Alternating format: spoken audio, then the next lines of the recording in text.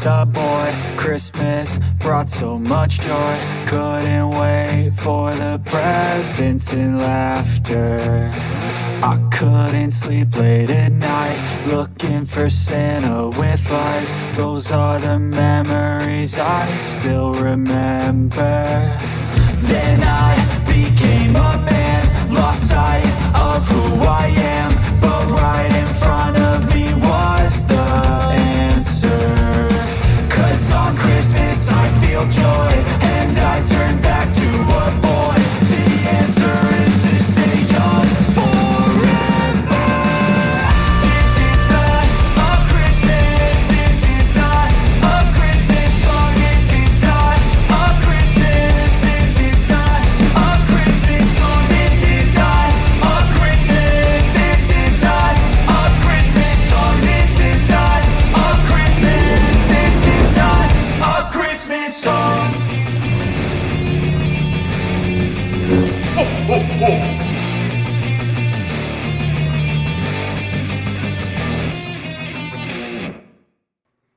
Hello, Star Wars fans. You know, there's just 334 days until Christmas 2024. Oh, we've got a lot to talk about today.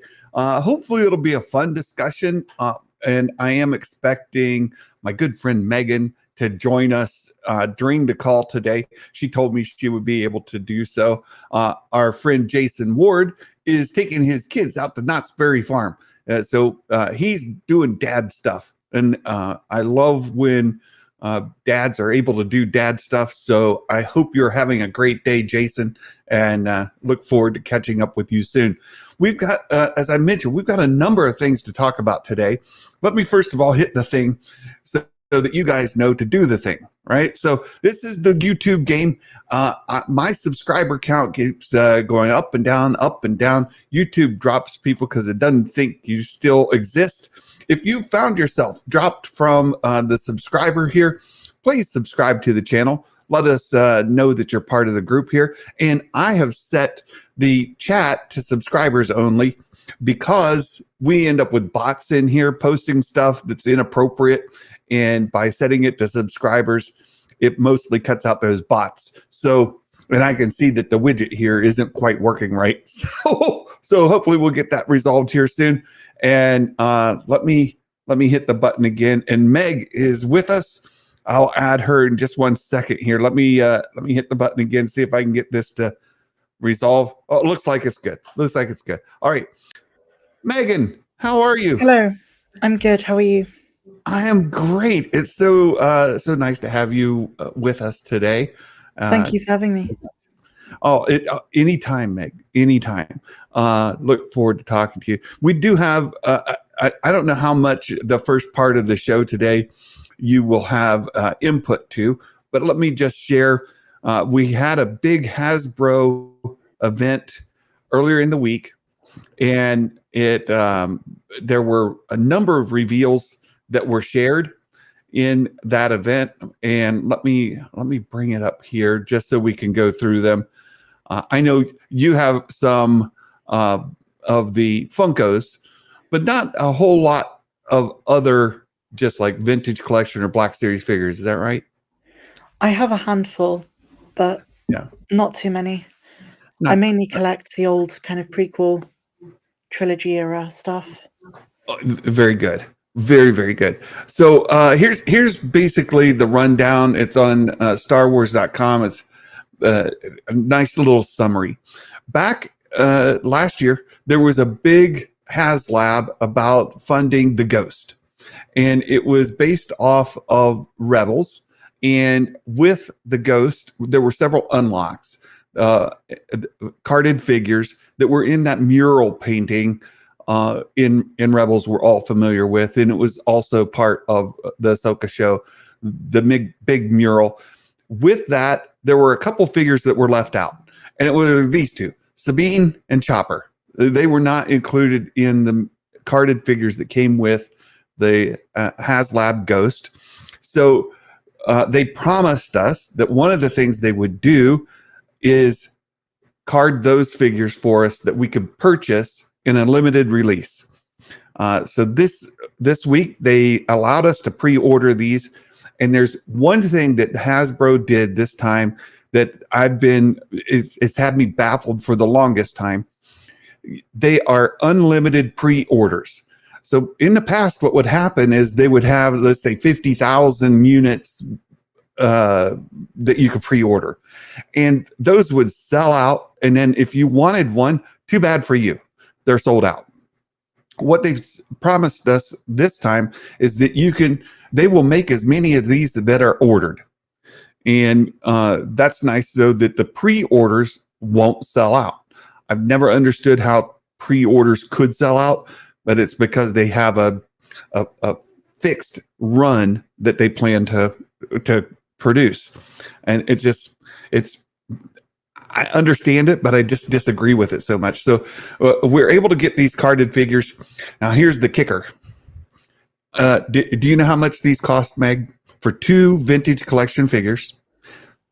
Can you take a guess at how much that costs for 2 vintage collection figures that are carded on the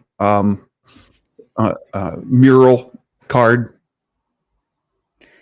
About $30. Try 50. Oof. 30 would be a reasonable price. They sell some $15 to $17 for your average vintage collection card. These are $50 for these 2.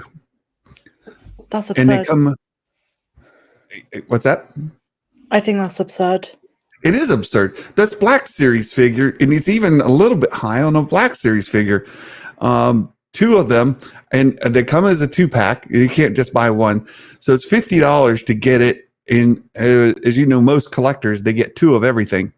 So you're in $100 if you want to get these figures, one for yourself and one to keep carded, or one to keep and one to sell. $50 each, $100 to get the 2. It's a nice addition. It's part of what we need. But my goodness, Chopper comes with the 2 Loth Wolves, and then Sabine is carded separate. So there you have that. The other things they gave us is another version of our good friend here, Axe Wolves, and it's supposedly on a season 3 of Mandalorian, but they've got the paint wrong on his outfit here for season 3. The card is right, but the paint is wrong.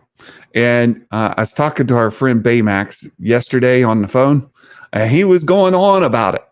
He's like, come on, Hasbro, if you're going to card it for 3, just, paint it right. It's not that hard. Not that hard. So there's Axe Wolves. It is a bit of a fix because people were unhappy about the previous figure, but this one still misses the mark. Then the next one is the Commander here. This is Mandalorian Fleet Commander. So folks who are trying to build for that, that'll be a welcome figure. And then guess what? We get another Mandalorian. There's so many Mandalorians. But there's another Mandalorian to add to your other Mandalorians. This Mandalorian has got the soft goods cape, which was only really available if you got the HasLab Razor Crest before. But this vintage collection Mando with soft goods cape is probably about the 6th, I think, Mandalorian vintage collection figure. It's insane. And another Grogu. If you don't have enough Grogus in your collection, you can get another Grogu. The difference in this Grogu is that the Pram is the updated one he got when the former one got squished.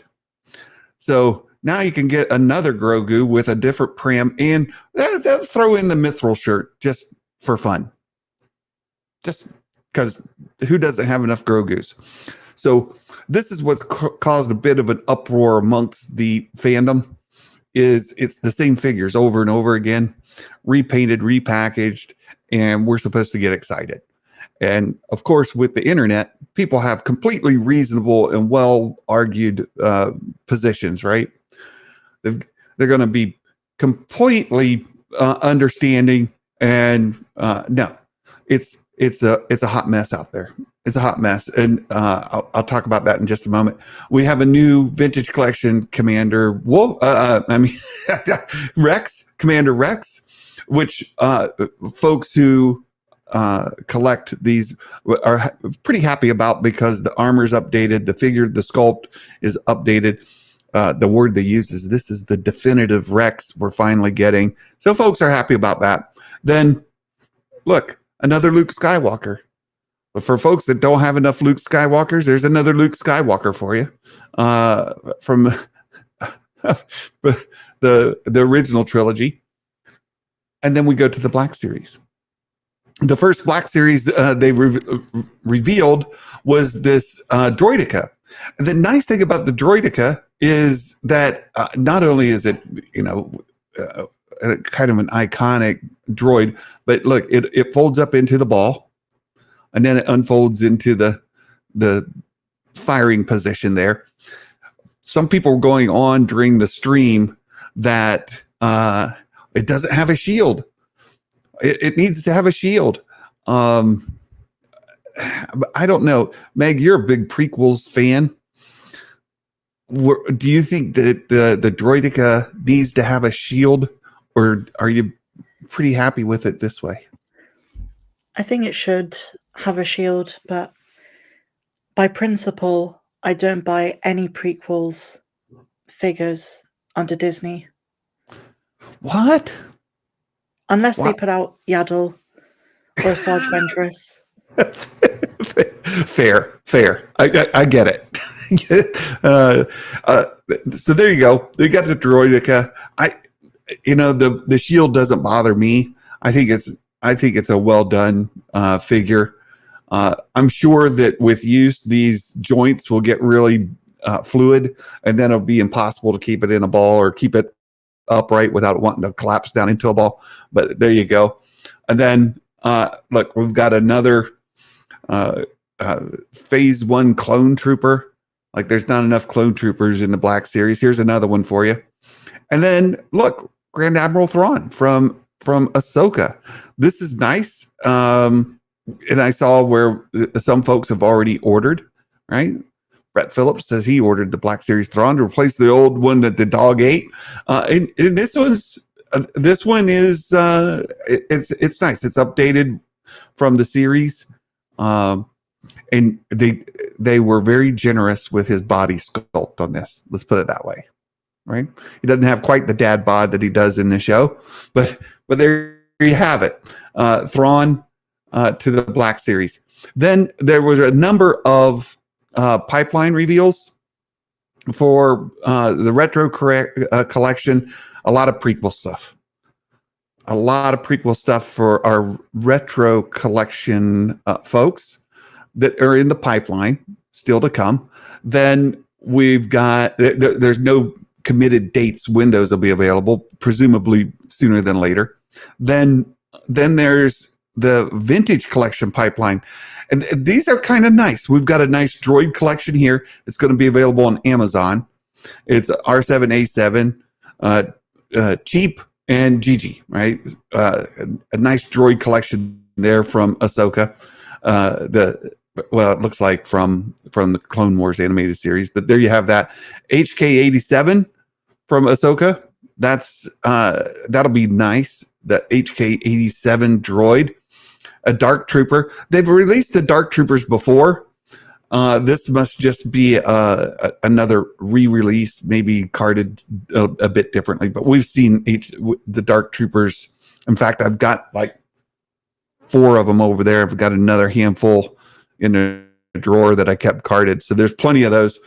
Ahsoka the White in vintage collection. I'm excited about that, and that'll be nice to have. Another Mandalorian, because every release has to have a Mandalorian. We get another Mandalorian. Now this one's supposedly with the different jetpack, because in season 3, remember at the end, he just grabs a random jetpack off the ground and runs off and uses it. So let's re-release another Mandalorian, put a different jetpack, and you get to buy another one, because that's what people want. Yeah.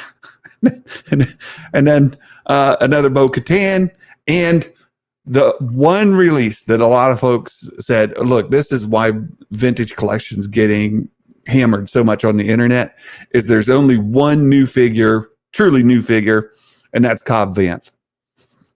These others are repaints. We have astromech droids, Spencer, but can I ask you a question? yeah. I might be out of touch, but I swear they've already done Cobb Vanth.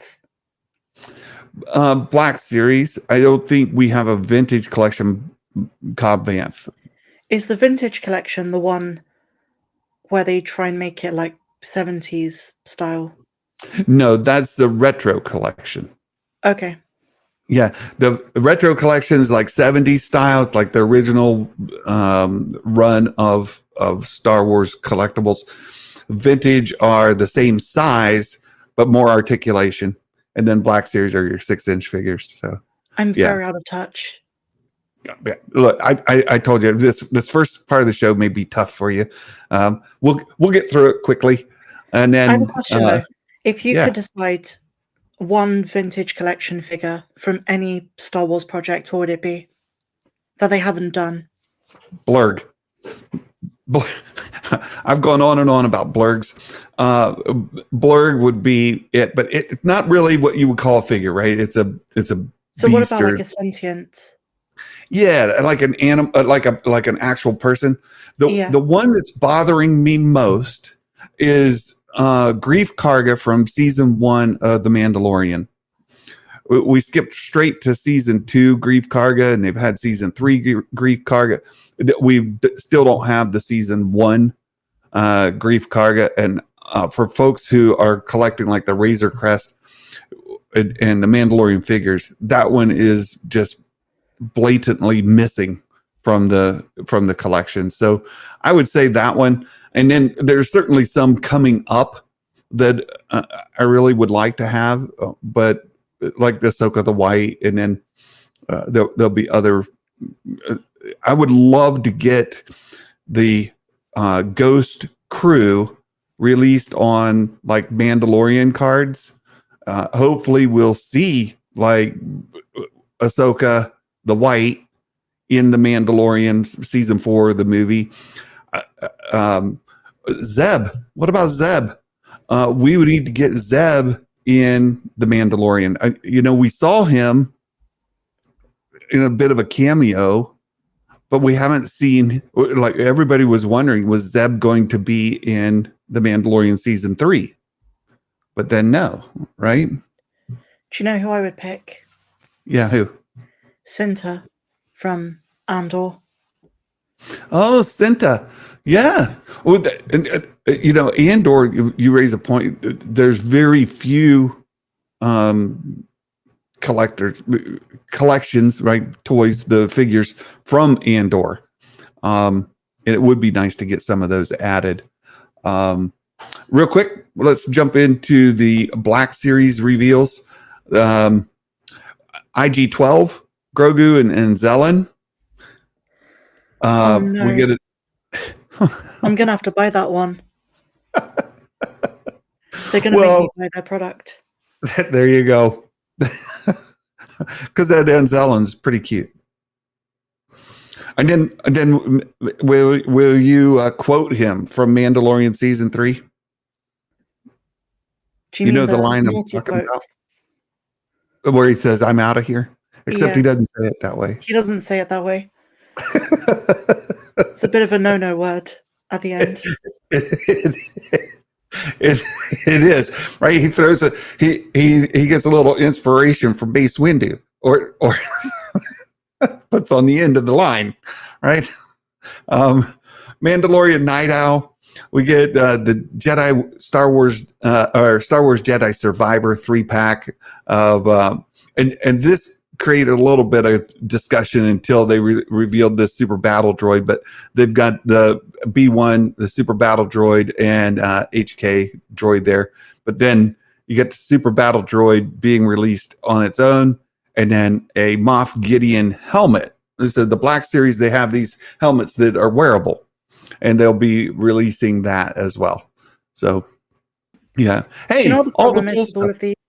There's no nostalgia for any of this. Well, you raise a good point there. And one of the other things I was pretty happy that they did is they acknowledged there are different types of people who buy these figures. There are collectors that want more particular things, right? Like more obscure characters, not just the main stars of the show. They want to be able to build out scenes, and they want to build out the universe, and for photography and just world building. They want all the stuff from all the things, and they get really upset with all these repaints and reissues and repacks, because they see that as taking oxygen away from maybe getting something new. And then there are people who want just another Grogu, right? They'll walk down the aisle of Walmart or Target or whatever. They'll pop into all the cool stuff and say, "Hey, can I get a Din Djarin?" And Dave will say, "Sure, I got lots of them. Here you go. Here's he'll gladly sell you another Din Djarin." But so what they've kind of done is said, we're going to have different outlets for these figures. The more mainline, the main characters, those will go to the big box stores as usual, Target, Walmart, all of those. But then these more niche characters, the ones that the general public, as you said, like nostalgia, there's no nostalgia for it. There's no like driving consumer demand for some of these figures. They're going to release them in what they call a fan channel, which means they're selling them directly on Hasbro Pulse. So there's that. And what's Dave say here? Said, I'd rather have Hasbro pull socks up and make sure product's ready when relevant media hits. Oh, yeah. Get the Bad Batch figures for season 3 ready for when Bad Batch season 3 drops, right? Skeleton Crew when Skeleton Crew drops, rather than months or years after the fact.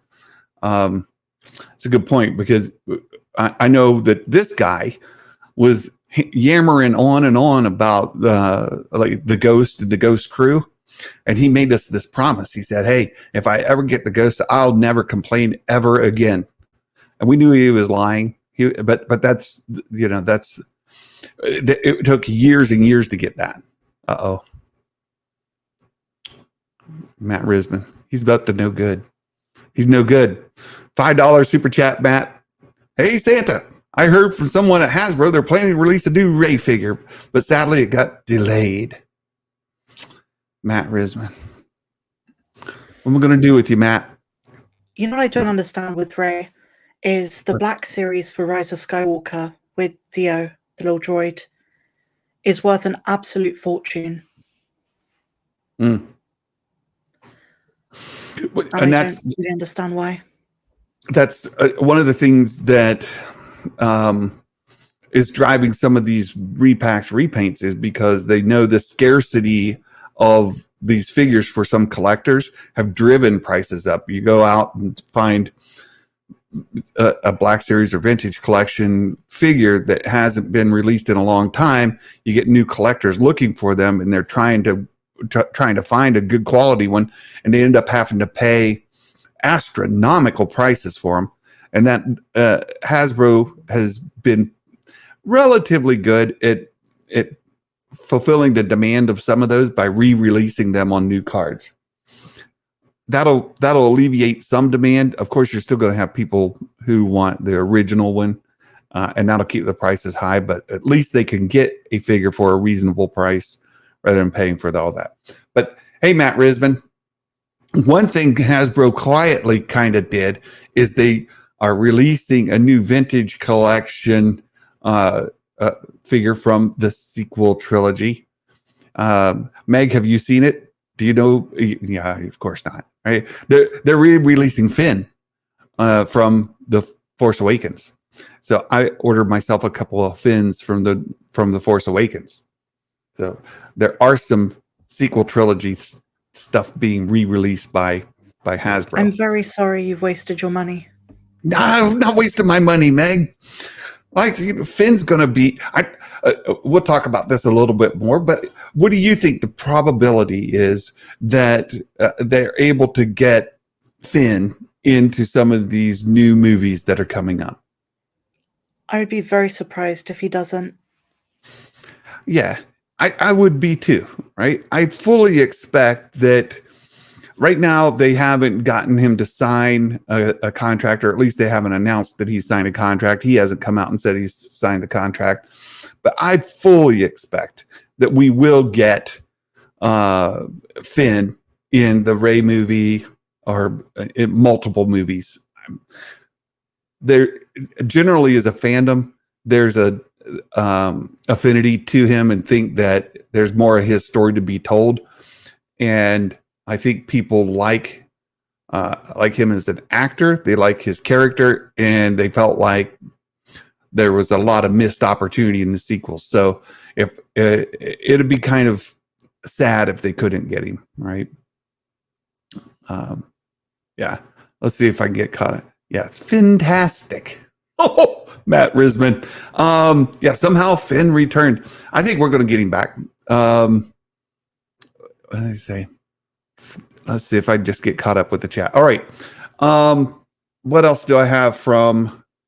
Oh, so I mentioned collectors have been a little bit grumpy, and they've been yammering on the internet, and I'm pretty upset over all these repaints, repacks, and the lack of new figures in both lines, Black Series and Vintage. So I saw one of the biggest names in the collector space is Yak Face. Have you heard of Yak Face? We follow each other on Twitter. Oh, you do? Oh, very good. Yeah. Yak Face is a pretty big name in the collector space. He tends to really pay attention to like production lines and stuff, and he'll get like project names before they ever release the preview of what's coming. And then he'll say, oh, we've got 3 new figures coming up. They're called Alpha, Beta, Charlie, whatever. Right. And as it gets closer, they'll take hints from these production lines, what they think it might end up being. And so if you follow Yak Face, a lot of times you can figure out what Hasbro is going to be releasing before they actually release it.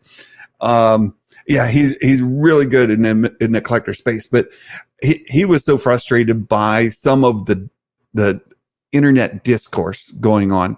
And we talked about this in Discord a little bit this morning as well.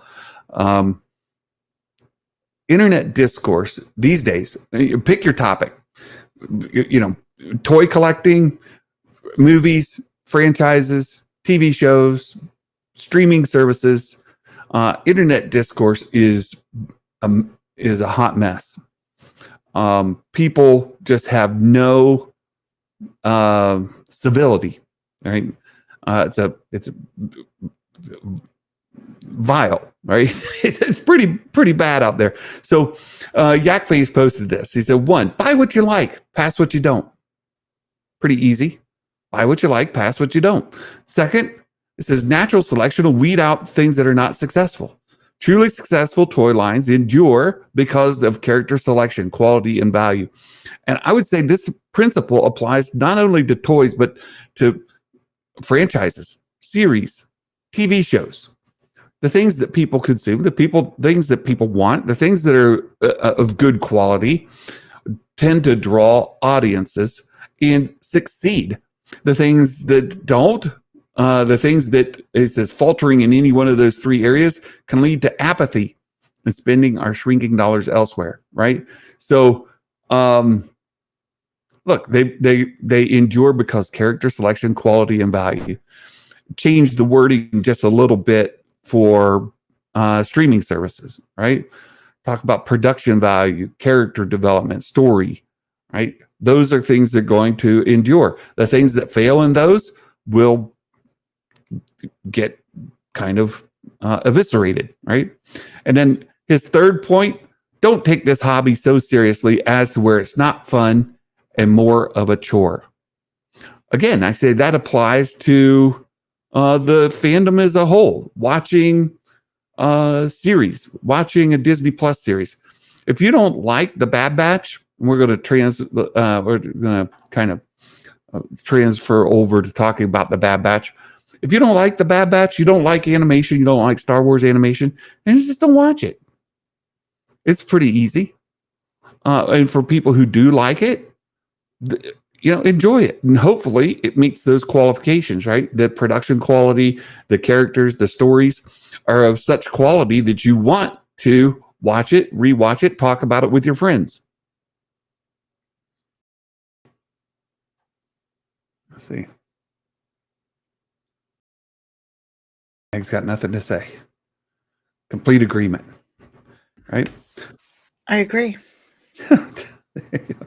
There you are.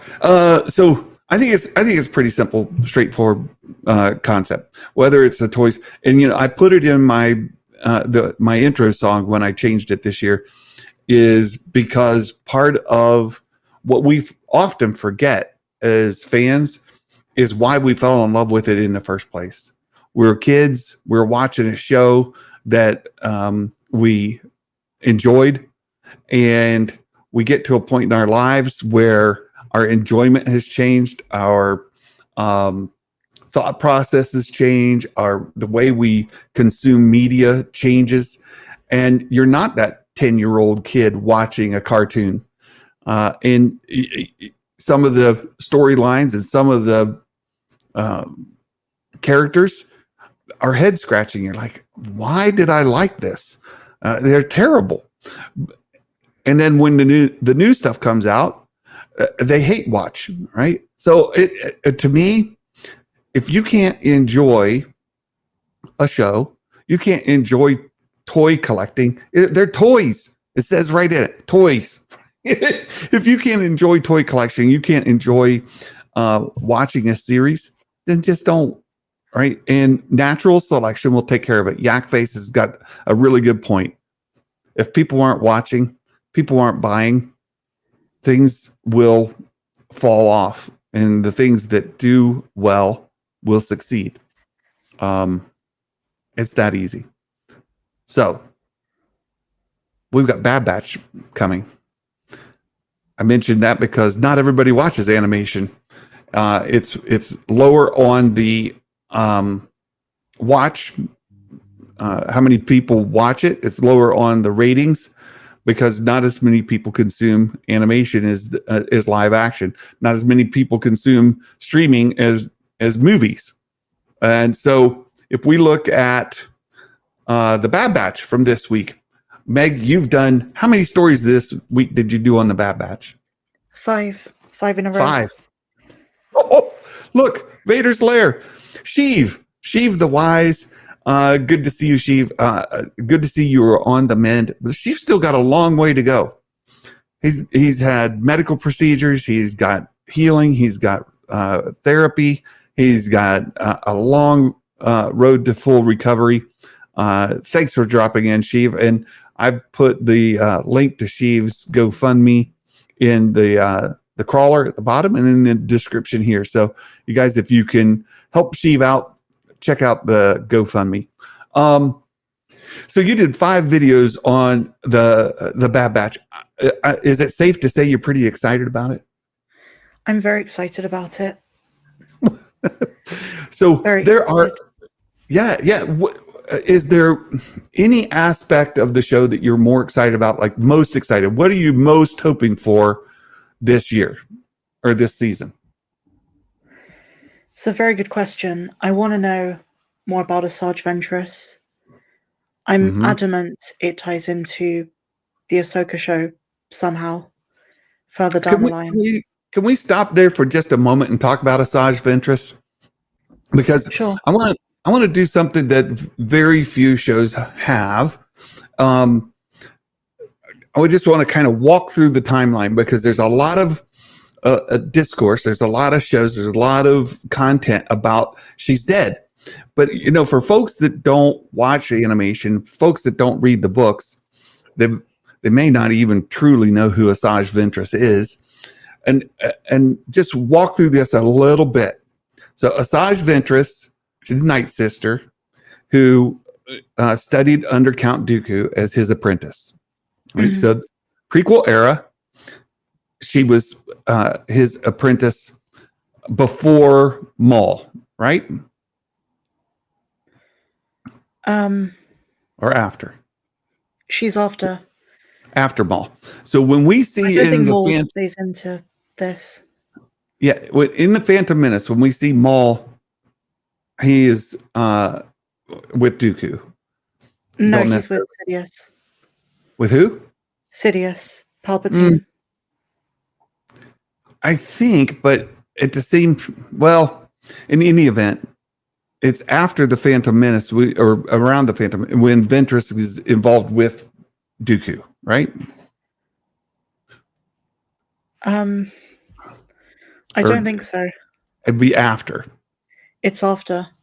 It would have to be after because Because Dooku, Dooku was still a Jedi during the right? Phantom Menace. He doesn't become an apprentice to Sidious until just before Clone Wars. I mean, Attack of the Clones, Mhm. right?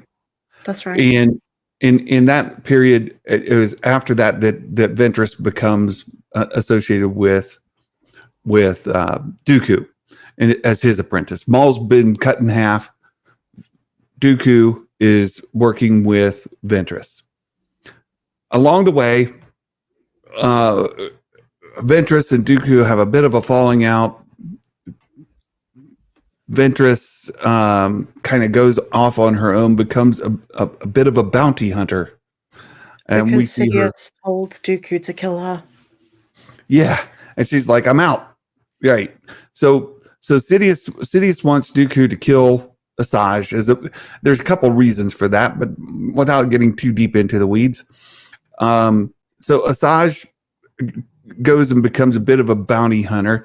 We see some interaction with a young Boba Fett, where she kind of schools him.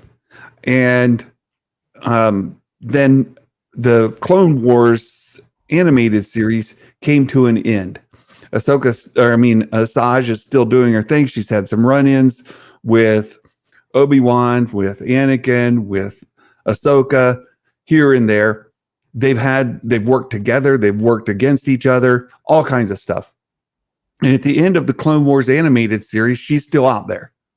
But there was a storyline that was not completed because there was supposed to be a couple more seasons of the Clone Wars when Disney bought Lucasfilm, and they canceled the Clone Wars. People got upset, and they took that storyline. They created a book.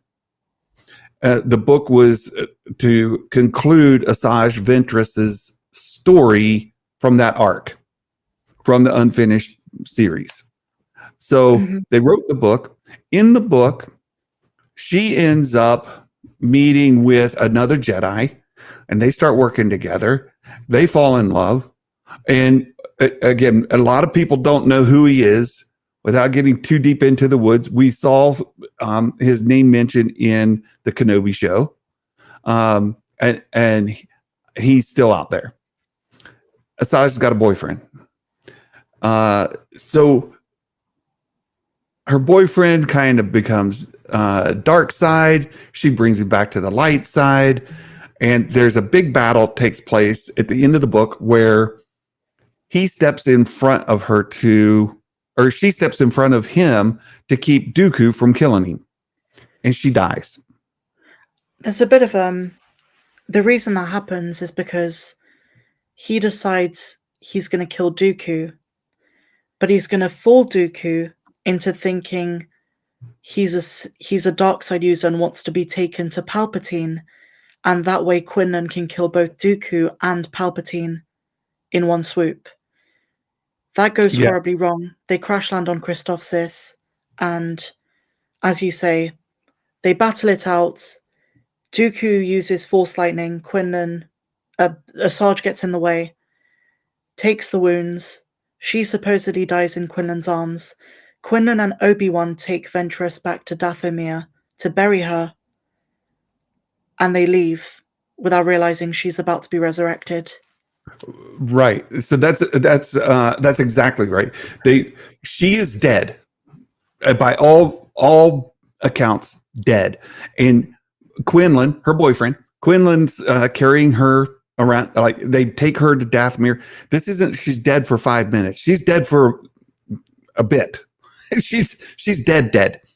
And they go back to Dathomir, She the was dead home world. for 2 weeks. They kept her body for 2 weeks. There you go. So she's been dead for a while. And they go back to the home world of the Night Sisters. She was a Night Sister, and they lay her in the waters of Dathomir, the misty green magical kind of place, right? And she is buried. They hear voices and stuff, and as they lay her down, as the dead Night Sisters, they're echoing ghosts are like in the chamber, and as they lay her down, then they leave. She's dead. Now, just for timeline purposes, so people don't get confused, that happens just before Order 66, because Dooku gets decapitated right before Order 66. Dooku killed her. Therefore, she's dead just before Order 66. If you remember, Bad Batch starts at Order 66. That's where the series starts. This is season 3 of the Bad Batch. So we're talking, it's been a hot minute.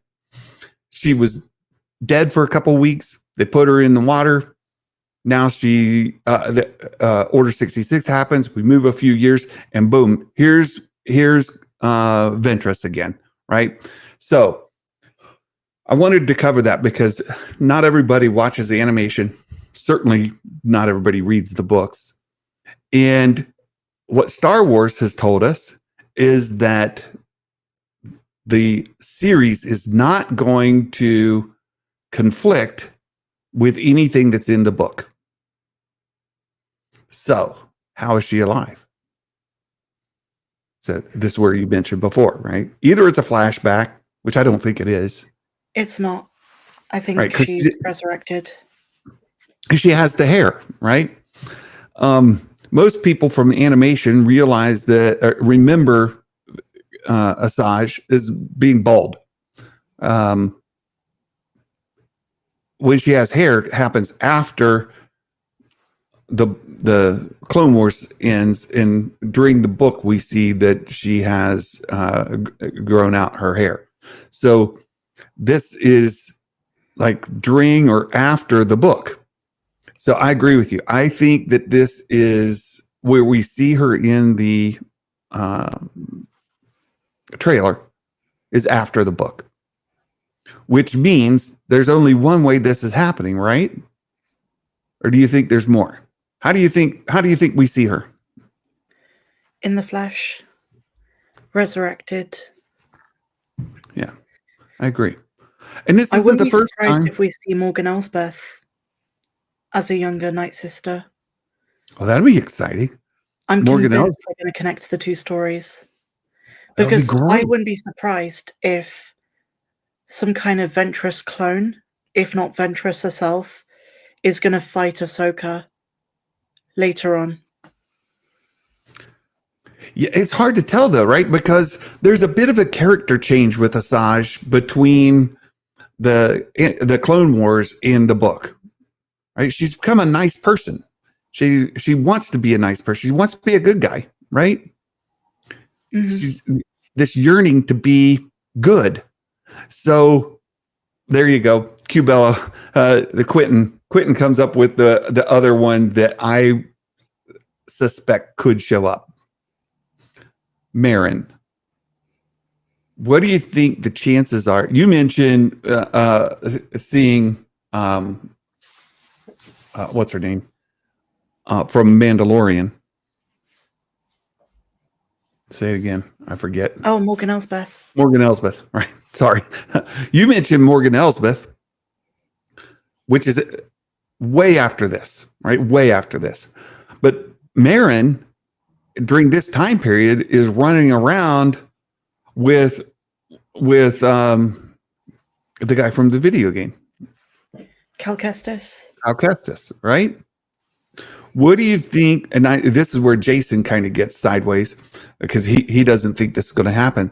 But do you think they could bring in Cal Kestis and or Marin as part of the story, is connected to the Night Sisters and bringing back Ventress? No, No. because this is going to sound a bit controversial, but the Bad Batch is too lowbrow of a series to bring in such a big character. I think it was Jason who told me more people have played the Jedi games than watched The Mandalorian. Yeah. So I think they're too big as characters to appear in something like the Bad Batch. They've gotten so close to Cal Kestis before, right? They've been where Cal has been. We went to his scrapyard. Yeah, in season 1. They've been to where he's lived. They're at the same time he is, and now we've got Ventress coming back, who a survivor of the Night Witches, a dead reanimated survivor of the Night Witches, apparently. Marin is another Night Witch, and then Morgan Elsbeth, another Night Witch, who have all survived the extermination that happened on Dathomir, right? So it's a pretty small community. I think folks would love to see Marin show up. People would love to see Morgan show up and would tie all of these stories together. But you might be right. It might be too lowbrow for Marin to show up in an animated show when she's already more popular in a game. I don't know. My only side to that is I just read a book with Marin in it as a main character, her and Cal, and it was based off the video game, but still, it's a book. I would love to see it. I'll be rooting for it, but I think if I had to bet on it, I'd say no. Right? Santa, I have a question. Yeah. Maul is still alive. Is he? Yeah, he is. He's not dead yet. It's not twin sons just yet. Right. And if I'm not mistaken, the Darksaber is still on Dathomir. I'm not sure where it is at this point. Is it? I don't think so. Isn't during the Clone War? Well, it was Rebels, right? In Rebels is where. Okay, it could be on Dathomir. I think you're right. Yeah, I think you're right. Because that's where Maul takes Ezra. Yeah,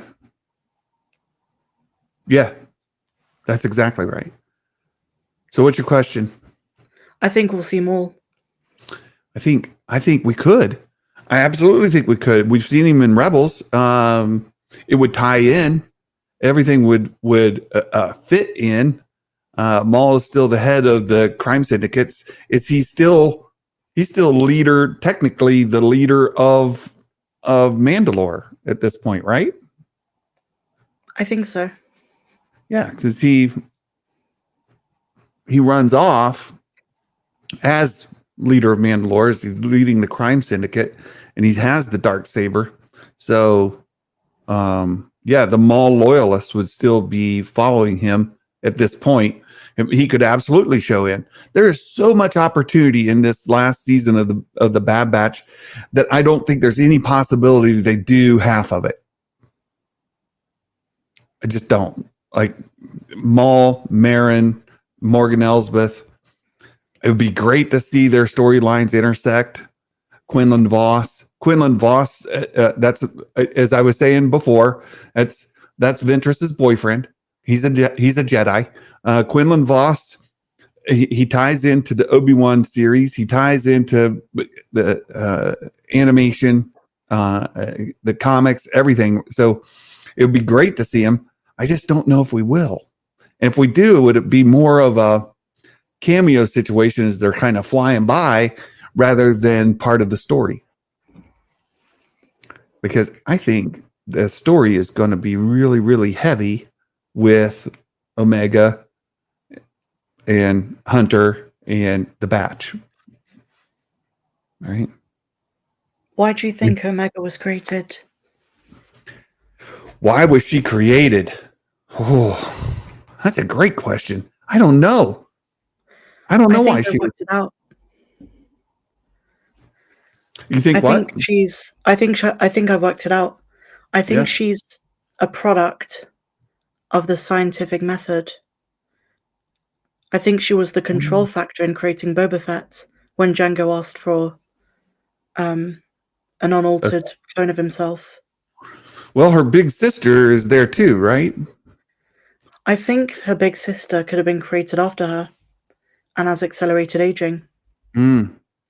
But I don't buy into the force sensitive Omega stuff. Yeah, I don't either.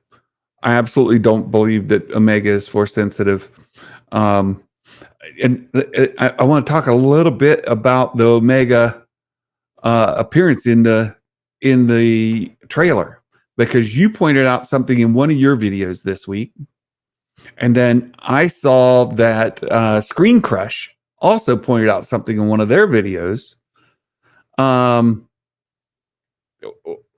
What is the storyline you expect to see Omega involved in this season? Because I think we have differing opinions about when she's going to come in and what she's going to be doing. It's a very interesting question because I see her being on Mount Tantis as a prisoner, possibly escaping, then being recaptured. I think she's going to survive. I don't think it's going to be like a dramatic end where it's left up in the air. But I also think they're going to use her DNA in the same way they've used Crosshair and the clone assassin from season 1. What's your take? Maybe. I don't know. Let me pull up this picture that I got from Screen Crush. Here it is. Let me see if I can get this to show up in the browser. You pointed out that in the trailer, let me see if I can actually pull that up in the trailer. Where is it? It's in the trailer here. Let me see if I can catch this. I'm going to mute it. It's pretty early in the trailer, right? It's coming up right about. Come on. Are you looking for Crosshair? Yeah, no, Omega. Right? They crash that ship. She's like walking out of. It's coming up. Yeah. We see this. There it is. Yeah. So you see this this ship crashed, and right here, this tiny little spot, that appears to be Omega. And then there's somebody else with her. So if we watch, let me just let this play here a little bit. Oh, is that it? It doesn't come back to her, does it? Because you pulled this out. That's it. Yeah. So it's just from that scene here. We see her. And did you do any of the augmentation to find this other person that's in there, or did you find it on the internet? Which person? There was 2 people here in this wreckage, you can right? see it. You can see it. If you slow it down and then look at the bottom right of the screen, you see Crosshair emerging as well. And they have like some sort of dog, some sort of pet that runs down the hill with them. Yeah, it's really like, it's tough, right? Because, okay, here we go. I've got it slowed way down to 0.25. Oh, there goes the dog right there. Right? Did you see that? I did. You might want to zoom in or put it on big screen, and then just look at the bottom right, because you see Crosshair just in front of Omega.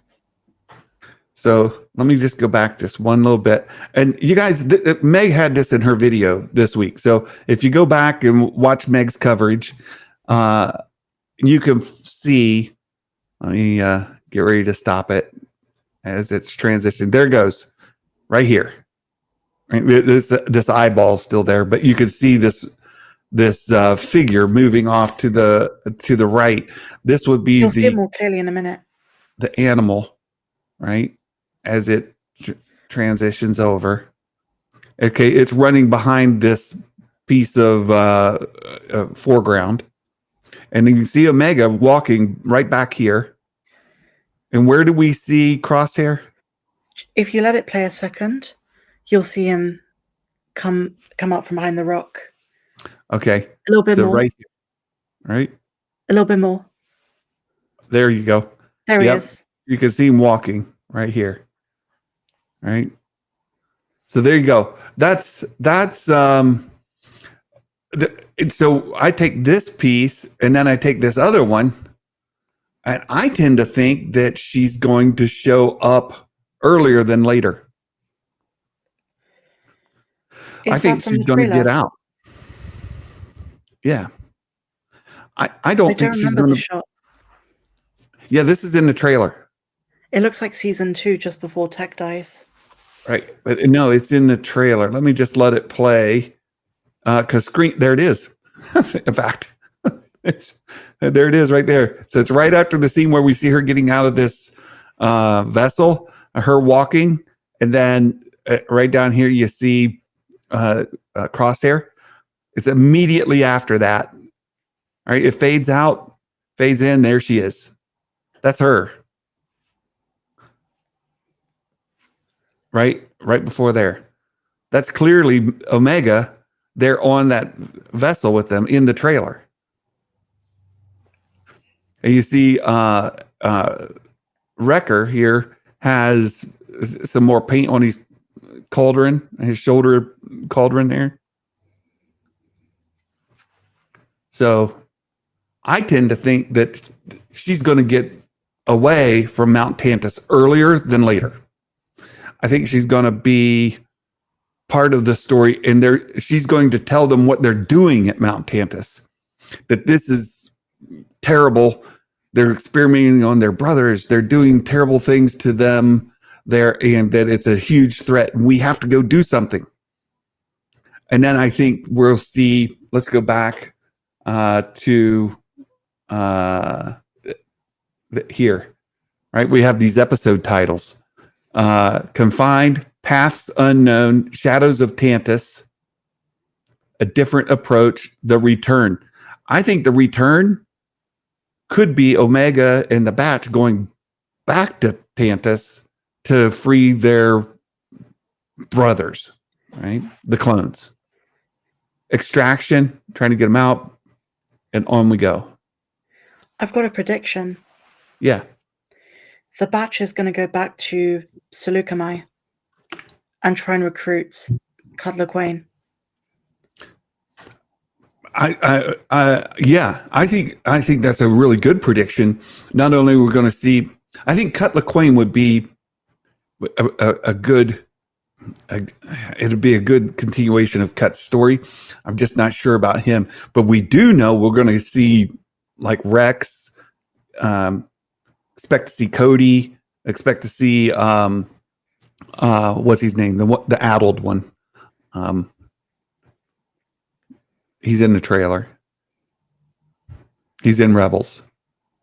Gregor or Gregor. Wolf? Yeah, Gregor. Yeah, Gregor and Wolf. I think we'll see all of them. But I don't know. It's really good. Yeah, Cut's not on Seleucami. He is. I think he is. And he survives as well. So we have Rex, Gregor, Wolf, and Cut, who all have to survive the Bad Batch. Yeah. Baymax says, I think what Meg's saying that the shot is from season 2 before Tech falls to his death. Well, it's in the trailer. That's a good point, because Tech falling to his death is definitely from season 2. But that shot of her on that gunship, I'm not sure that is from season 2. I don't remember her leaning out the side of a gunship at some time. It just kind of looks like Eriadu, which is where Tarkin and the others had their little meeting. It could be a flashback. I just don't think they would reveal Omega's return in a trailer. I could be wrong. Again, this is the fun part about now. We have this one trailer that we can pick apart way too much, right? we can look into these titles and try to read way too much. So who knows? Who knows? I think it's exciting, and I'm looking forward to seeing how the story does play out. And we get that 3-episode arc right at the very beginning, right? Which is great. Super excited for it. There's another bit of news coming out of. Oh, I should have talked about this a long time ago. I'm going to go back to it for just a minute because I want to talk about where season 4 of The Mandalorian might be going, and or the Mandalorian movie. This comes to us via Matt Risman. Matt Risman sent this to us this morning on Meg's Discord. And around those figures that were released, the Grogu and Din Djarin from the Hasbro event, they're pointing at some statements here that may or may not mean something. The first one is with Grogu. It says, Grogu chooses to return to Din Djarin's side as they take a stand against the Imperial remnant. Keywords there that Matt has circled for us. They're taking a stand against the Imperial remnant. The second part of the story down under where it mentions Din Djarin says Din Djarin, once a lone bounty hunter, has reunited with Grogu as the New Republic struggles to lead the galaxy away from its dark history. So I think what they're pointing out here is it appears that Din is no longer a bounty hunter. He's not going to be going out collecting bounties, but rather he's working with the New Republic, chasing out parts of the Imperial remnant. Jason has shared with us, basically that's what he understood, right? I think so, but that description also matches season 3 and season 2. Because Din took on the remnant on Navarro, on Mandalore, and wherever it was that Bo-Katan had a castle. I don't think it relates to season 4. Well, he goes back to Navarro, right? And and he and Grogu have that little hut there where Grogu catches frogs, right? Navarro and with Grief Karga, right? Grief gave him the land. And we know he's had some interactions with your good friend. And a lot of Star Wars fans really appreciate our X-Wing pilot from Canada. Oh, shoot. Carson Tava. Carson Tava. Thank you. My brain today. Woo. Carson Tava. And they met in the bar when you had him get the head of the IG unit back, right? So it's very well possible that Carson's hooking him up with jobs and that he's continuing to do that. And what Jason has kind of led us to think is that through chasing down Imperial remnants, Din is going to become aware. Yeah, Paulson Lee. Right. Thank you for that. Din is going to become aware of a bigger threat, that Thrawn, and this is how we're going to get to Thrawn, through Din chasing down these Imperial remnants and finding out that Thrawn is back. And I didn't want to speak for Jason exactly. I wanted him to expand on it, but he didn't reply to the message I sent him this morning. But that's what I understand Jason to have said. And so that together with these, what Jason has told us, together with these, I completely believe that he is not going to be doing jobs as a bounty hunter for Grief Karga. Because the other part about that is he doesn't have a Razor Crest. How's he supposed to do bounty hunting with no way to bring back the bounty? Can't do it in that. Not going to be easy. In one, right? You can't do it in the N1 unless he gets another Razor Crest, which I'd be thrilled to death with. I think it fits in with what Jason has said, that he is not going to be bounty hunting. He's not going to be going and fetching bounties with Grogu. They're going to be chasing the Imperial remnants, and that this press release supports what Jason has already told us. That's what I think. Again, I don't know that you agree with me, right? I don't know. Maybe. I don't think it's revealing anything. Okay, fair enough. Fair enough. The last story I want to get into, and you covered it today, is Daisy Ridley has been out on a bit of a press junket for her indie film. And anytime a Star Wars actor does an interview for anything they do, they always get asked about their involvement in Star Wars. And Daisy did an interview. Oh, she's done several. She's on the press junket. She's doing interviews all over the place. But the most recent one was she appeared on the Today Show, just yesterday, and they talked about her new movie. But then they quickly moved on to Star Wars, and they asked her some of the questions. And it was, I was impressed that they went ahead and went here with the question. Oh shoot, I know her name. The weather lady on there asked her specifically about the dust up with the statement about women being involved in Star Wars, and she accurately said, "Look, Kathy Kennedy has been president CEO of Lucasfilm, involved with making all of the movies. We've had women in the movies. We've had women directing the shows. We've had women involved with all stages of Lucasfilm. What do you think of this comment that was made in the blowback from the fans?" I think she handled it perfectly. She didn't take the bait. But I also really don't like the way a lot of outlets have twisted what she said, because only like 10 minutes ago, I came across, like an hour ago, not 10 minutes ago, I came across an article which said, Daisy Ridley denies sexism exists in Star Wars. And it's like, that's not what she said. That's not the question she was answering. She was asked what she thinks of online backlash and online controversy and the way that fans engage online. And she says a lot of it gets blown out of proportion.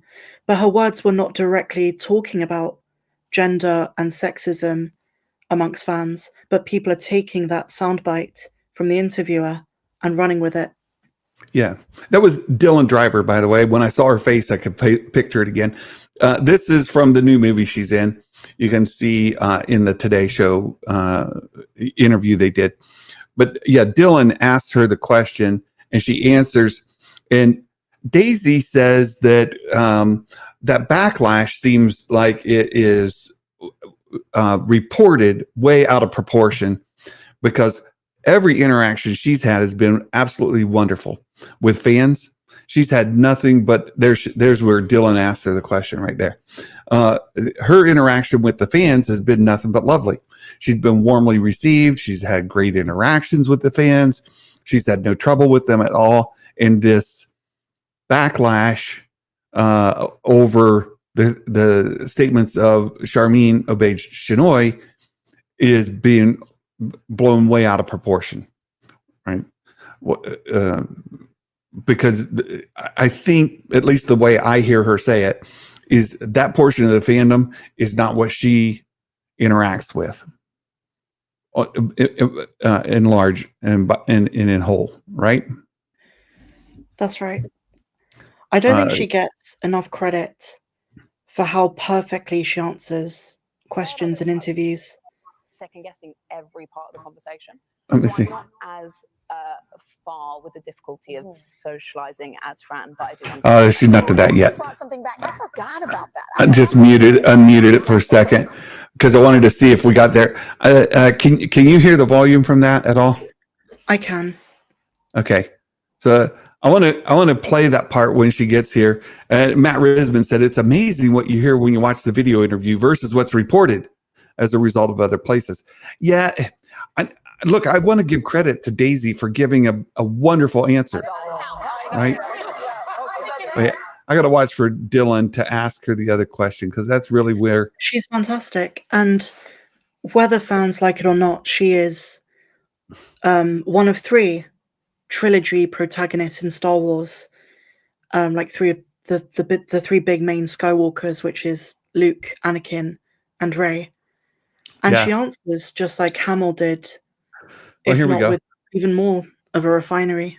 And I put this in Discord, and I've mentioned this before. I wish more people involved with Lucasfilm, with Star Wars, from producers to writers, directors, actors, talent, anybody involved would be coached more of answering like Daisy does. Because Daisy she handles the question brilliantly. She answers it brilliantly. She gives the perfect answer without, stoking any fires or creating any controversy.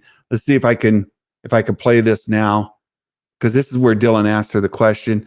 And you guys online, let me know if you can hear it or not. Meg says she can hear it. I can certainly hear it, but let's let this play for a second. I just have to ask, because there are some of the, I'd say, extreme Star Wars fans who have made this a conversation on the internet about how they don't want a female director, which seems bizarre because episodes of The Mandalorian were directed by females. I mean, Kathleen Kennedy has been overseeing all of this. So, what is your take on that? I think my take is things get blown out of proportion, and the interactions I've ever had with people have been nothing but wonderful and supportive. And honestly, the day we announced that I was coming back at Celebration last year, you cannot imagine the joy and goodwill in that room. So I've only ever been embraced, and I think we're going to make a great film, and people will We cannot wait. Tell us more. So there you go. And Matt told me it was echoing. I muted my mic, so hopefully it wasn't picking that up to echo.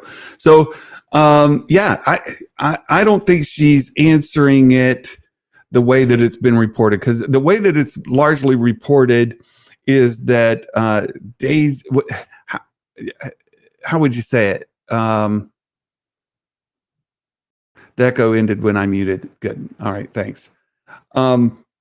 It's reported like she says that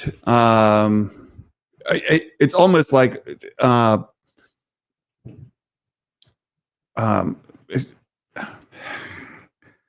my name recollection today is terrible. Obaid Chinoy, right? That she was wrong, and that it's not that way. But that's not what she's saying. She's not saying that Charmin Obaid Chinoy is wrong. She's saying that Charmin Obaid Chinoy's comments are being blown way out of proportion, and she's not had that kind of interaction within Star Wars.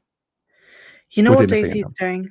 Daisy is being professional, and she's not feeding any of that side of the internet. She's never, ever feeding that side of the internet. She never brings up these buzzwords. She never talks about her political stances. I think she did like 2 years ago on Twitter. She had a feud with some governor or something who came at her first. But she doesn't feed it. She doesn't use those words. She says, it's not about the gender of the director. And then she gets straight back into hyping the movie. Yeah. Yeah. And that's why I say, I think she's doing a brilliant job on the press junket. She answers the questions perfectly. She's not feeding into the negative side of the fandom. She's nothing but supportive of the fans as a whole, who she's interacted with, and she focuses on the positive and the positive energy she's gotten. And as far as the movie itself, she clarifies that she's never read a script. That supports the reporting that the script has not been approved, or there's mixed reaction about what's even been submitted, but whatever has been submitted has been sent back, if it was submitted at all. There is no working script, and she says as much, but she's been told the overarching story. And I thought you did a brilliant job today, Meg. You did an absolutely brilliant job of covering how she double speaks here. Because on one hand, she says, "Oh, I've heard the overarching story. It's great." And then she's asked about her coworkers being in it. She's like, "Well, I don't know anything about the story. I don't know if they're in it or not." Well, have you heard the story or not? Right? Exactly. There's no way you can hear an entire story and then not know if Adam Driver, John Boyega, and Oscar Isaac are in it. Yeah. There's no way she wouldn't know that they're in it or not in it in the story. But again, this is a perfect example of her answering the question brilliantly, right? She doesn't give away anything. She doesn't stir the pot. She confirms for us what we sort of already knew, that there is no working script. But at the same time, she doesn't reveal that, oh yeah, Oscar and Poe and Finn, they're absolutely in it. And I'm really excited about this mission I get to go on with Rose Tico. That's going to be so much fun, right? She doesn't say anything like that. I don't know if they're in it or not. I know nothing. Like, did you hear the story? So again, you guys, Meg's reporting today absolutely on point. I saw EBN stop in earlier and talk about what a great job Meg does on all her videos. Meg, Thank you, Santa. That's really kind of you. You're absolutely brilliant. I've said it over and over again.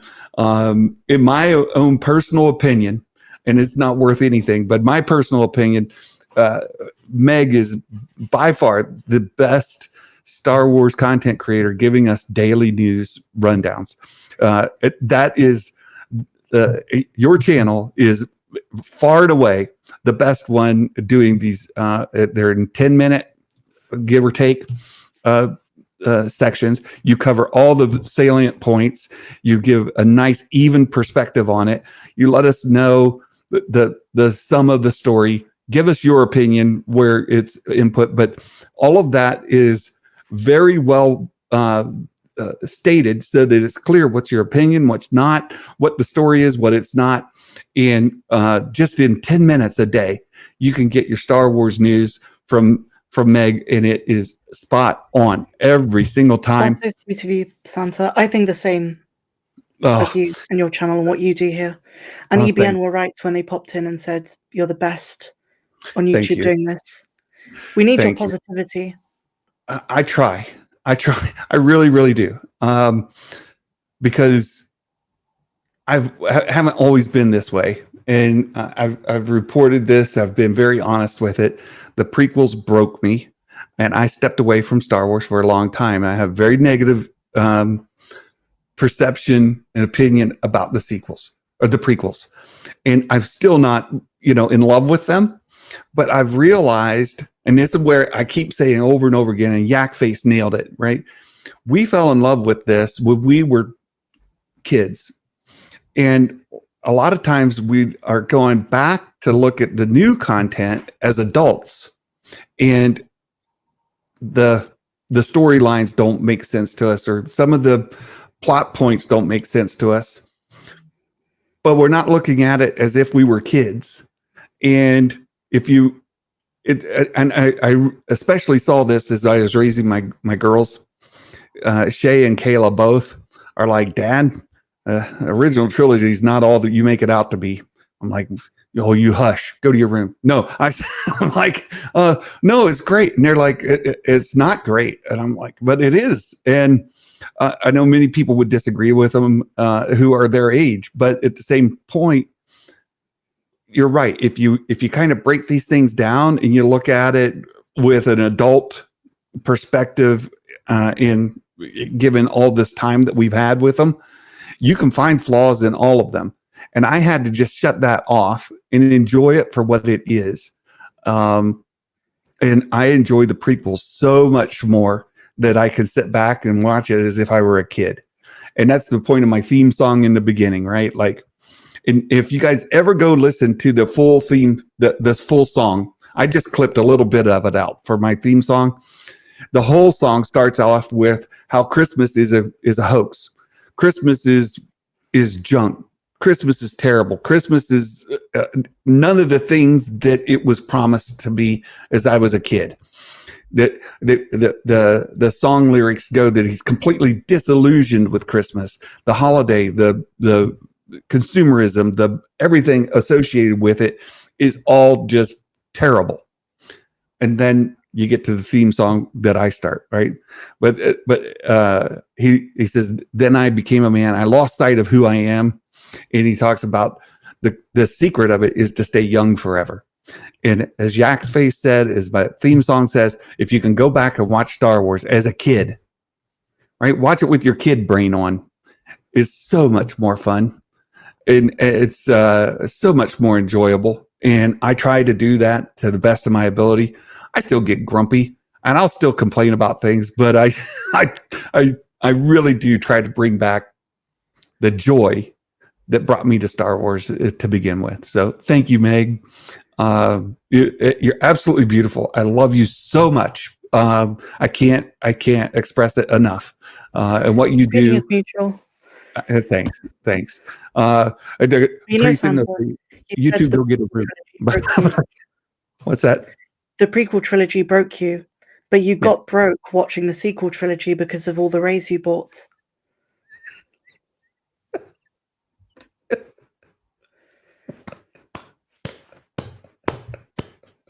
I got nothing.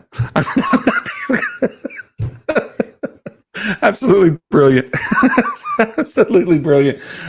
Thank you, Megan. You're the best. What are you working on for the weekend? I've got a couple more Bad Batch videos. 5 wasn't enough. So got a couple more coming. Excellent. And as you guys know, Jason's out with his kids. Jason, I hope you're having a great day. You all, thanks for being here with us. I have a Mike Porter dad joke. And again, I have to give huge kudos to Mike Porter for just being a wonderful person. His jokes are the best, daddiest jokes of the dad jokiest dad jokes you'll ever see. Mike Porter, he put this one. It's a little bit of a deeper cut.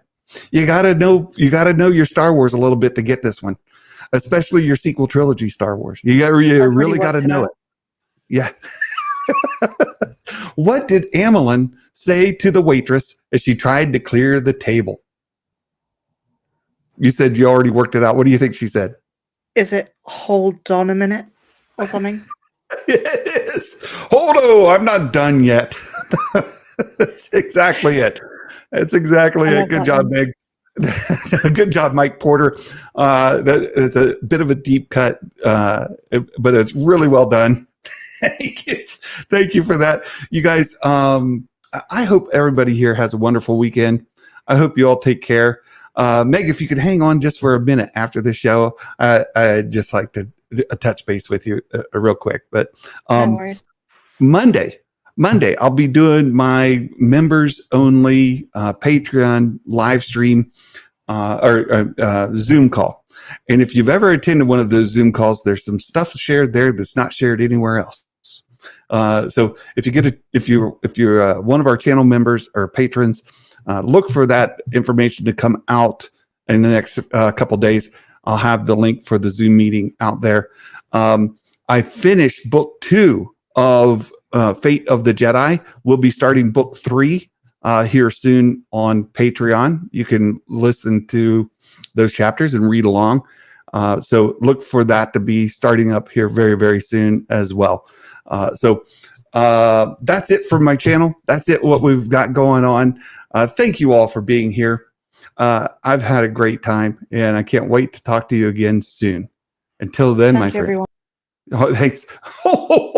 Merry Christmas, and may the Force be with you always. Bye-bye.